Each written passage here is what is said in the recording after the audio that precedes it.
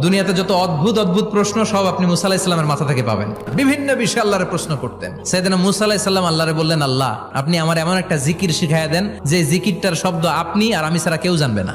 দিনে রাতে সব সময় এই জিকির আমি করব, আপনারে ডাকবো, কিন্তু শর্ত হলো এই জিকিরটা জানবে শুধু আপনি আর জানবো শুধু আমি। আল্লাহ বললেন, মুসা পড়ো লা ইলাহা ইল্লাল্লাহ। মুসা আলাইহিস সালাম কয়, মাবুদ এটা তো জাতীয় জিকির, সবাই জানে। আমি তো চাইছি এক্সেলেন্ট একটা জিকির, কারো কাছে নাই, শুধু আমি জানবো আর আমি পড়বো। আল্লাহ বললেন, মুসা এই লা ইলাহাকে যদি এক পাল্লায় রেখে দাও, তাম বিশ্ব, সাত আকাশ, সাত জমিনটারে তুলে যদি তুমি আরেক পাল্লায় রেখে দাও, লা রাজাহাত কাফাতু লা ইলাহা ইল্লাল্লাহ, মুহূর্তের মধ্যে লা ইলাহার পাল্লা ভারী হয়ে যাবে।